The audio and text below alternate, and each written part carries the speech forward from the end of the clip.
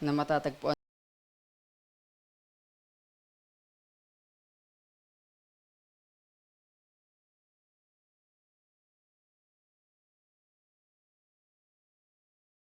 Sa Exodus chapter 4 verse 11 hanggang 17. Sabi ng Diyos, tuparin mo ang mga iniutos ko sa iyo sa araw na ito. Tignan mo, aking pinalaya sa harap mo ang mga Amoreo, mga Kananeo, mga Heteo, mga Perizeo, mga Heveo at mga Jebuseo. Mag-ingat ka na huwag makipagtipan sa mga nakatira sa lupaing iyon. Ah, patutunguhan baka ito'y maging isang bitag sa gitna mo. Inyong wawasakin ang kanilang mga dambana at sisirain ninyo ang kanilang mga haligi at inyong ibubuwal ang kanilang mga sagradong poste sapagkat hindi ka sasamba sa ibang Diyos sapagkat ang Panginoon na ang pangalan ay mapanibughuin ay Diyos na mapanibughuin. Okay. Ah, ito yung time na binibigyan ng Panginoon yung mga Israelita na wag silang sumamba. Maraming pagkakataon sa Old Testament na binalaan sila na wag sasamba sa ibang Diyos. At ang babala is ang Diyos ay ah, mapanibughuin or seloso. At yung instruction pa ay sisirain yung kanilang mga dambana at wag silang makipagtipan or makikipagkasundo. So, yun po yun sa Old Testament. Kung itutuloy natin sa verse 15, huwag kang makipagtipan sa mga nakatira sa lupain sapagkat kapag sila ay nagpapakasama or yung sa mismong word is nagpapakapatutot sa kanilang mga Diyos at naghahandog sa kanilang mga Diyos. Mayroon sa kanilang mag-aanyaya sa iyo at ikaw ay kakain ng kanilang handog. At iyong papag-asawahin ang iyong mga anak na lalaki sa kanilang mga anak na babae at ang kanilang mga anak na babae na nagpapakasama sa kanilang mga Diyos ay pasusunurin ang inyong mga anak na magpakasama sa kanilang mga Diyos. Huwag kang gagawa para sa iyo ng mga Diyos na hinulma. So, yun yung kadugtong. Na may kita dito yung pagbabala ng Panginoon sa intermarriage na sa Old Testament, hindi sila basta-basta pwedeng makipag-asawa sa taga-ibang lahi. For the purpose na hindi sila mahawa doon sa iba nilang sinasamba. Yun yung purpose nun sa Old Testament. Karagdagan nito sa Numbers chapter 25 verse 1 and 2, samantalang ang Israel ay naninirahan sa Shittim, ang taong bayan ay nagpasimulang makiapid. Yung original ulit is nagpatutot or sa modern is nagpakapokpok sa mga anak na babae ng Moab. Sapagkat inanyayahan ng mga ito ang mga taong bayan sa mga paghahandog sa kanilang mga Diyos. At ang bayan ay kumain at yumukod sa mga Diyos ng Moab. So, ganun uli yung sitwasyon at inulit yung salitang pakikiapid, pero yung sa original is pagpapaka patutot or yung pokpok nga na tinuturing ng Diyos na yung paghahalo ng ibang Diyos at siya na Diyos is nagpapakapokpok siya, kumbaga spiritually, yun sinasabi ng Diyos. At again, binanggit dito yung sa pagkain, ng mga sacrifice, at yung mismong pagsamba, which is yung pagyukod. Ngayon punta na tayo doon sa sinabi mismo ni Apostol Pablo doon sa mismong topic natin. 1 Corinthians 10 verses 14 hanggang 17. Sabi dito, "Kaya mga minamahal ko, lumayo kayo sa pagsamba sa Diyos-Diyosan. Ako'y nagsasalita sa mga tulad ng marurunong, timbangin ninyo para sa inyong sarili ang sinasabi ko. Ang kopa ng pagpapala na ating pinagpapala, hindi ba ito pakikisalo sa dugo ni Kristo? Ang tinapay na ating pinagpuputol-putol, hindi ba ito'y pakikisalo sa katawan ni Kristo? Sapagkat may isang tinapay tayong marami ay isang katawan. Sapagkat tayong lahat ay nakikibahagi sa isa lamang tinapay." So, bago tumuloy si Apostol Pablo doon sa pakikipagsalo, nag-warning muna siya na huwag sumamba sa ibang Diyos. Sa mga unang verses pa nito, makikita doon yung warning ni Apostol Pablo na huwag sumamba sa ibang Diyos. Ang kausap niya ay mga Kristiyano. Pero natural kasi na nagkakaroon ng halo na pupunta doon sa pagsamba sa ibang Diyos. At may mga pangyayari nga sa panahon nila na sumasamba sila sa ibang Diyos o hinahalo nila yung kanilang pananampalataya doon sa ibang mga paniniwala. Tuloy natin sa verse 18. Hindi. Dito muna tayo sa itong verse 16, binanggit ko nung nakaraan, is nakikisalo nga tayo. Ito nga ang tinatanggap natin is pagpapala, kopa ng pagpapala. At yung ginagawa natin is pakikipagsalo sa katawan ni Kristo. At binanggit ni Apostol Pablo yung tinapay at yun, sa katawan ni Kristo.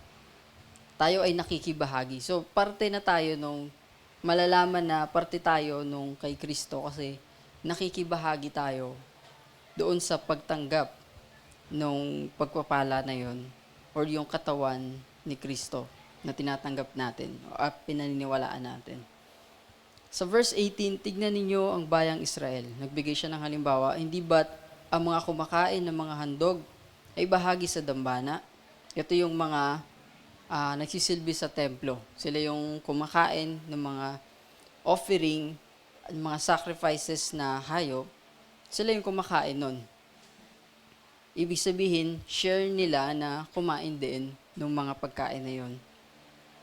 So, verse 19, ano kung gayon ang aking sinasabi? Na ang handog sa mga Diyos-Diyosan ay may kabuluhan? O ang Diyos-Diyosan ay may kabuluhan? Hindi. Sinasabi ko na ang mga bagay na inihahandog ng mga pagano ay kanilang inihahandog sa mga demonyo at hindi sa Diyos. At di ko ibig na kayo'y maging kasama ng mga demonyo. So, ito yung revelation ni Apostol Pablo. Dahil binigyan niya ng contrast yung offering sa Diyos, tapos yung mga nagtatrabaho sa templo, sila'y kumakain.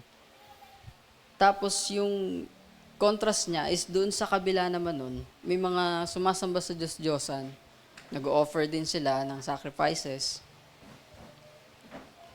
Pero nilinaw niya sa verse 20 na ibig sabihin ba nun, merong Diyos, merong Diyos-Diyosan. Nilinaw niya sa verse 20 na walang Diyos, walang Diyos-Diyosan, actually sa verse, sa ibang chapter na to, chapter 8, nilinaw niya na walang Diyos at malinaw sa atin na isa lang ang Diyos. So, ano yung revelation niya?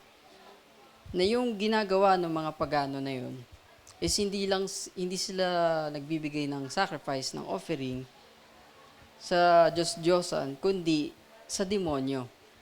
So, sa mga tao, akala nila, ginagawa nila yun sa ibang Diyos.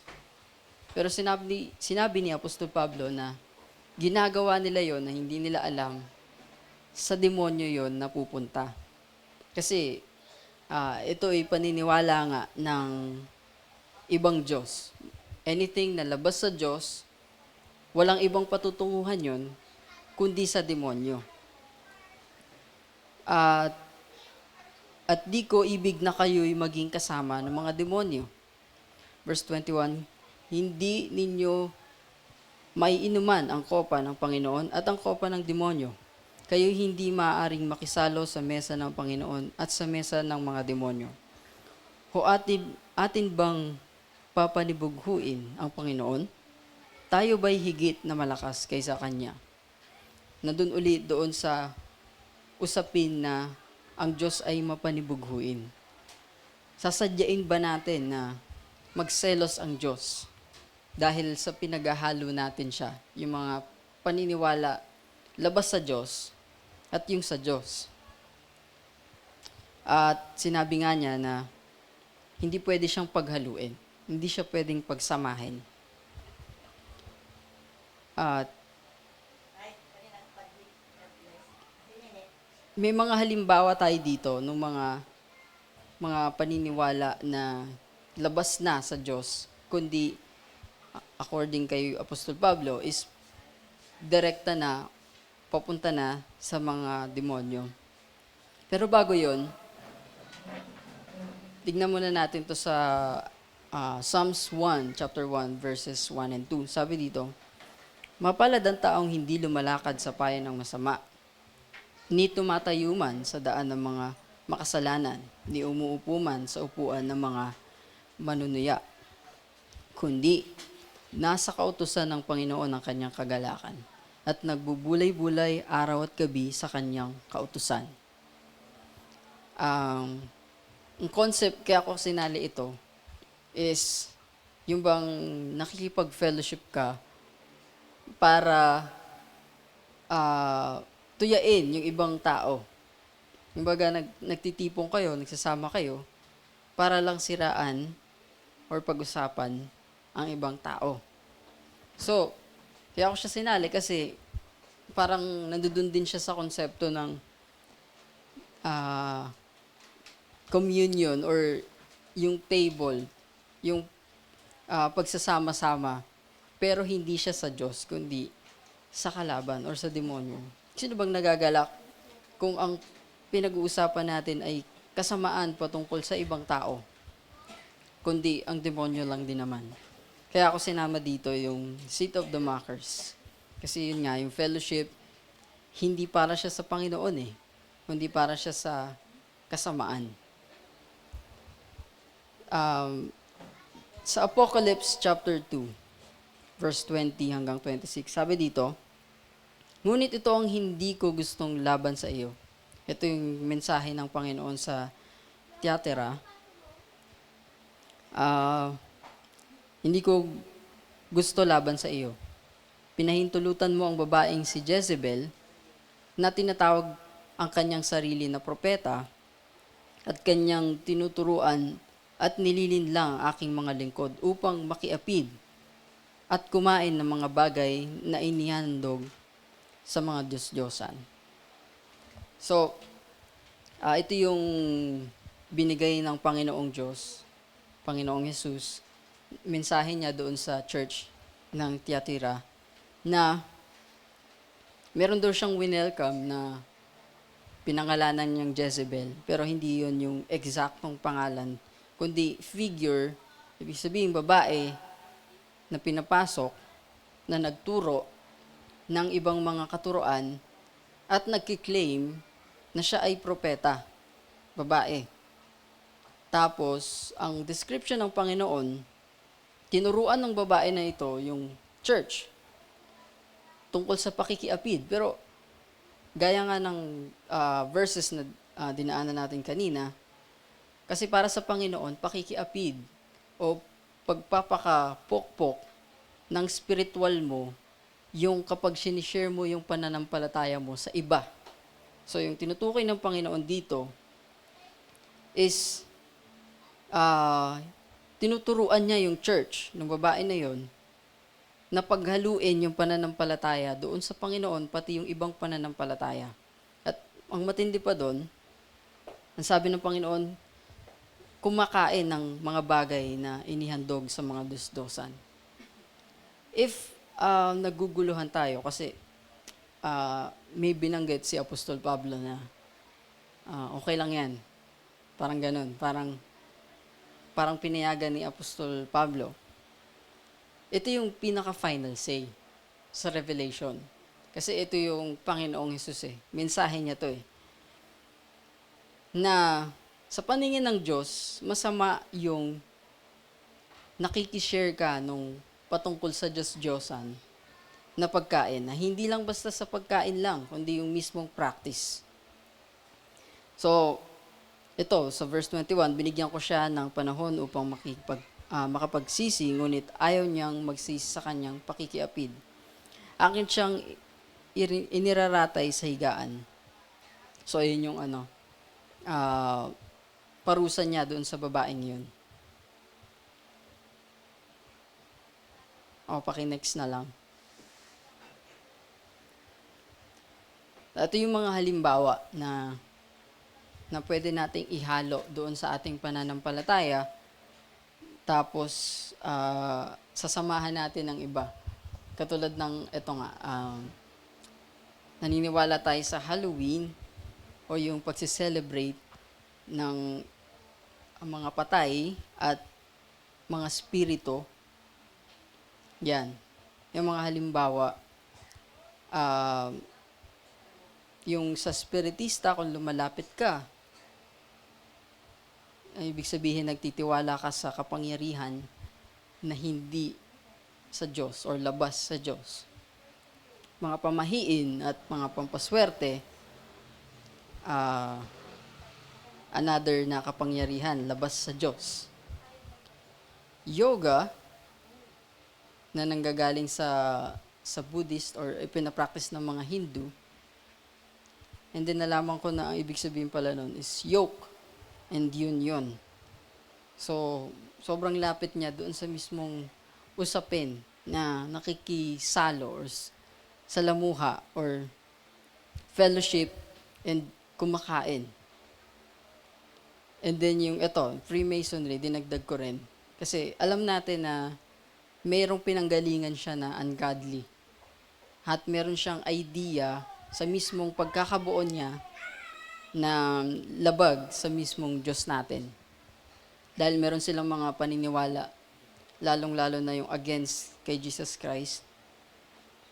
And yung iba pang mga paniniwala na hinahalo natin sa ating pananampalataya. Anything na may kinalaman sa demonyo, walang katuturan na ginagawa nating Diyos o hinahalo natin. Marami pang mga halimbawa na hindi ko maaaring nakalimutan ko or hindi ko na nabanggit na isali. Ito pa nga, yung kasali doon yung sa manifestation, di ba? Yun yung usong pananampalataya or parang gano'n na rin. Paniniwala na kapag sinabi mo, mangyayari. Hindi ito sa atin, kundi sa labas. Na sasabihin mo yung gusto mong mangyari, yun yung mangyayari. Meron silang pinanggagalingan dito. And, yung ano pang sinishare natin sa ating pananampalataya, patungkol sa kung ano pang bigay kayo ng halimbawa na naisip nyo. And, yung iba pa nga dito is yung patungkol sa demon possession. Di ba? Kasi, dumating sa point na hindi ako makapaniwala sa isang believer na sapian. Hindi ako makapaniwala kasi alam ko, yung banal na spirito Pero, yung background kasi nung isang tao, na isang believer, na hinaluan niya yung sarili niya or sinurround niya yung sarili niya ng patungkol dun sa mga negatibo, patungkol dun sa mga spirito. Yung kanyang pananampalataya ay pinahiram niya doon sa ibang bagay. Yung kanyang takot is nilagay niya sa ibang bagay. So, dumating sa point na kahit siya ay mananampalataya, sinapian siya.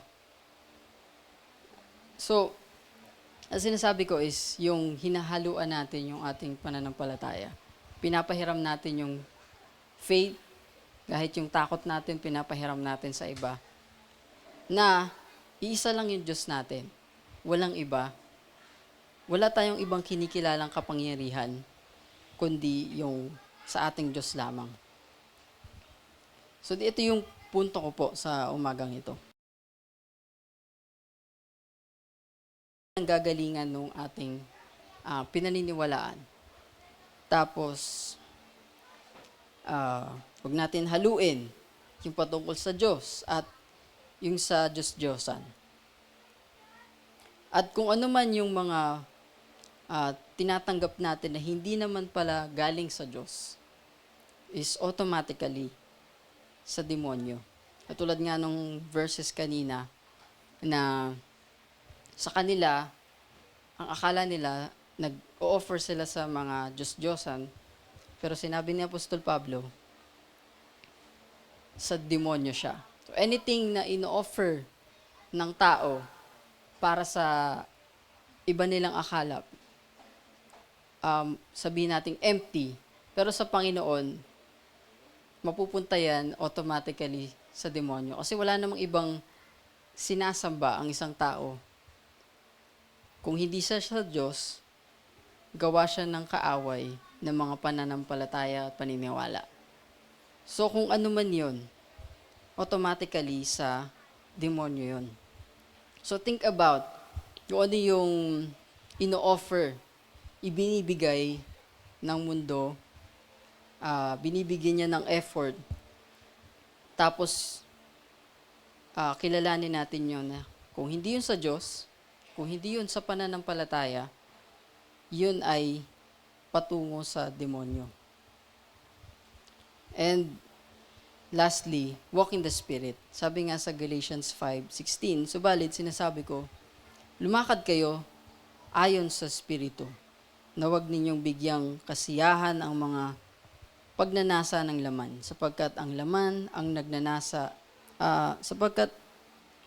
nagnanasa laban sa Espiritu, at ang Espiritu ay laban sa laman, sapagkat ang mga ito ay laban sa isa't isa, upang hindi ninyo magawa ang mga bagay na nais ninyong gawin. Para magkaroon tayo ng guide, ang banal na Espiritu sa atin ang magbibigay sa atin ng knowledge and wisdom and kakayahan para maiwasan yung mga bagay na ito. Hindi natin kinakatakot yung labas sa hindi sa Diyos, kundi meron tayong kapangyarihan na banal na Espiritu para magbigay rin sa atin ng knowledge at ng kapangyarihan din and wisdom para kilalanin yung mga bagay-bagay na hindi sa Diyos. Kung ano man yun, kung ano man yung effort, kung ano man yung useless na mga bagay na ino-offer natin para sa mundo, kilalanin natin yun, kung ano yun. Yung mga effort na alam naman natin na in the end, baliwala din naman. Hindi naman siya nakakatulong sa spiritual at sa ating career. Hindi rin naman nakakatulong sa ating paglago. Kilalanin natin yon. At ang banal na Espiritu ang siyang gagabay sa atin. Yun lang po. Tayo po ay manalangin. Aming dakilang Diyos, maraming pong salamat sa umagang ito at sa pagpapaalala, Panginoon, ng mga empty things and ungodly things, Panginoon, at idolatry, Panginoon. Mga bagay na hindi para sa iyo at walang patutunguhan. Gabayan mo ang bawat isa, gabayan mo kami, Panginoon, at bigyan ng karunungan upang umiwas at kilalanin, Panginoon, i-identify ang mga pumapasok sa aming isipan, sa aming buhay at humahalo, Panginoon, sa aming pananampalataya. Ikaw ang tunay na Diyos, Ikaw ang makapangyarihan, Ikaw ang aming pagtitiwalaan, Panginoon. Maraming salamat sa iyong mga pagpapala at pag-iingat sa amin. Ito ang aming panalangin sa pangalan ni Jesus. Amen.